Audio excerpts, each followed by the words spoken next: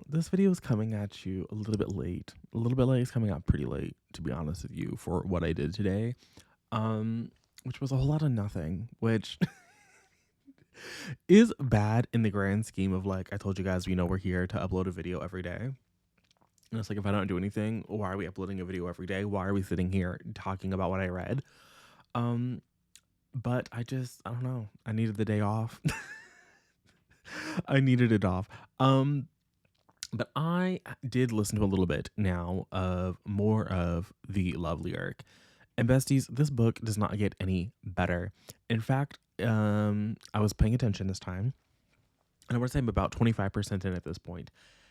And it's at the 20% mark where we find out what is happening, what is going to bring these people together. And I'm sorry, but this just feels a little bit unserious to me. So, as I told you guys yesterday, Angel is the new face of this beauty company's skincare line. And the launch is a week-long meet and greet tour with him.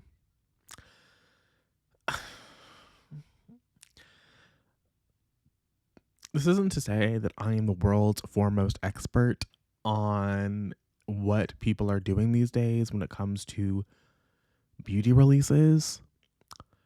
But a Grammy award-winning artist in the middle of working on their next album, going on a week-long meet and greet tour to launch SPF and cleanser.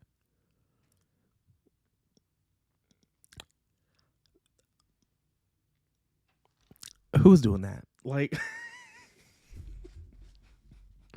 And again, maybe in the comment section, you guys are going to tell me, hey, all these A-list people did this. All these A-list. Maybe I can understand going to one store. But a week of this? Oh, it's so unserious. It's so unserious to me. He's already written a new song about Iris, and it's got number 4 on the Billboard Hot 100, because of course it has. And honestly, the song sounded bad from what we saw. The rhymes he was coming up with were definitely even juvenile. And so the beat to these songs has to be sick, but he don't like the beat because, again, it's too poppy for him. He wants to write real music. And it's like, maybe your lyrics, your little nursery rhymes are not giving art. Like, did you ever stop to think that maybe your lyrics are giving pop music, like 1, 2, 3, ABC? They're not giving the lyrical mastering that is an R&B hit. Like, maybe your little church vocals are not going to save you from being a pop star with mediocre lyrics. Like, maybe there are some things here that we could take into advisement and consideration when looking at our career, Mr. Angel. As for Iris, her company is already having bad PR. She has been forced to go on this trip because the person who's supposed to go on it, the person in charge of marketing, is pregnant. This, I think, doesn't make any sense, because you were doing IVF and you knew you were attempting to get pregnant with the baby, and then you decide that at the same time you're trying to get pregnant with the baby, you were going to go on a publicity tour.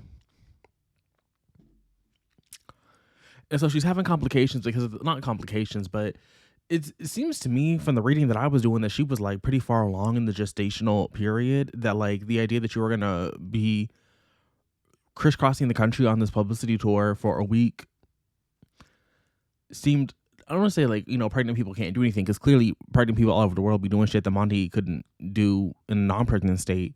But it's just like, where's the common sense here? Like, it'd be one thing if this was like a random straight character who just randomly woke up one day and found out that she was pregnant and she hadn't been planning this. But it was like, you don't just stumble into IVF. Like, that is a pretty planned out kind of a situation. Like, you kind of are aware of what you're doing when you're doing it.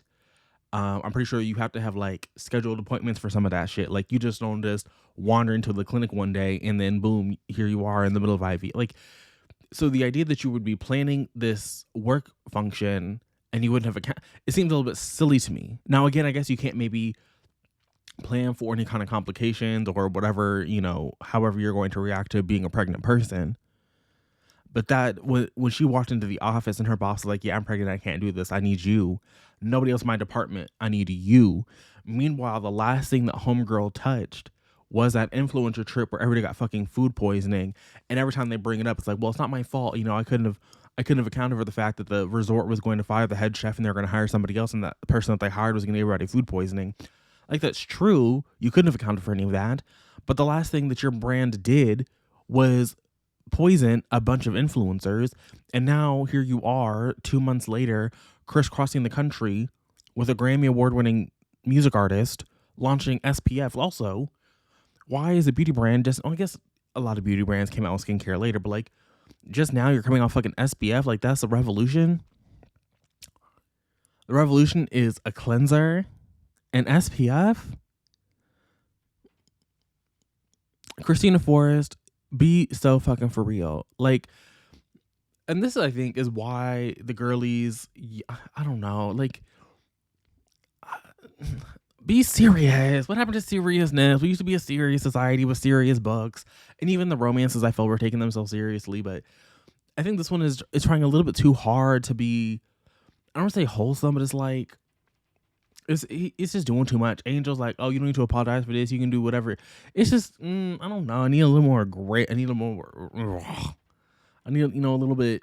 I need a little something, some little razzle dazzle in my romance. There ain't no fucking razzle dazzle in this, and I'm 25% in. We are on the publicity tour.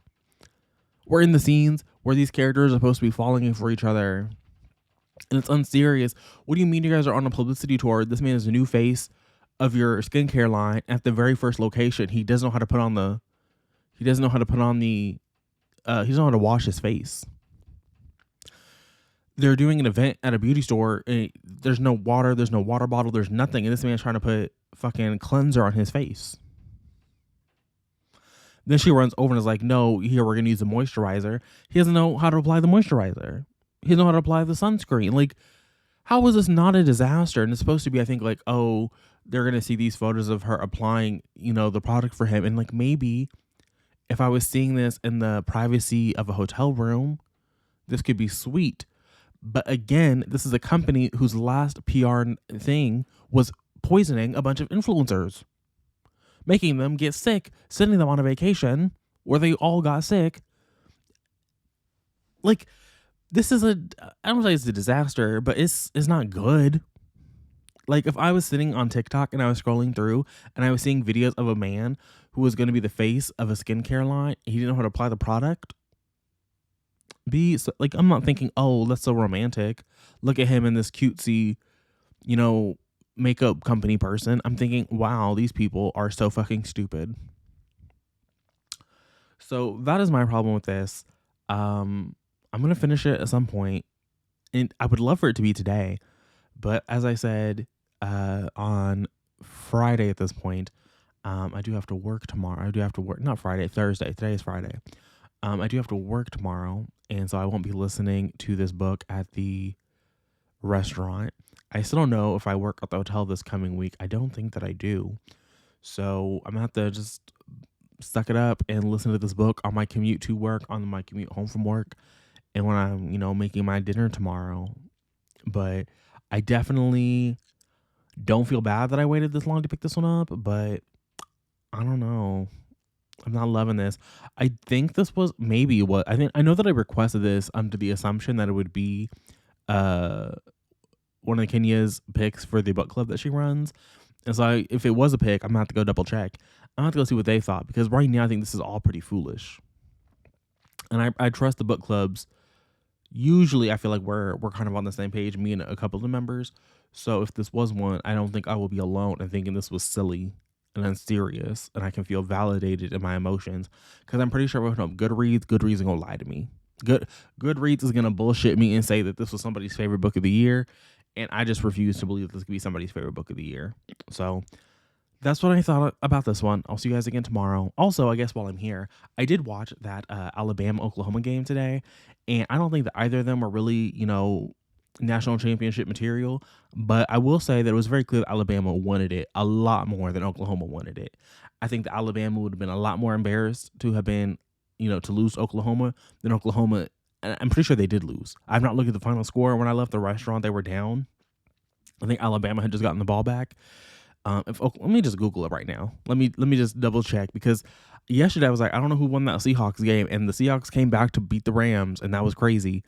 But I don't think it was. I don't think we got back to back crazy games. I think Alabama won. Yes, they did. They beat them by 10 points today. Congratulations to the Crimson Tide. It was very clear, like I said, that they wanted it a lot more than Oklahoma did. I think again, Oklahoma would have been a little bit. I think they're less embarrassed to lose to Alabama than the reverse would have been. I think that the winner of this game is supposed to play Indiana. Do I think that Indiana is going to beat Alabama? I don't think so.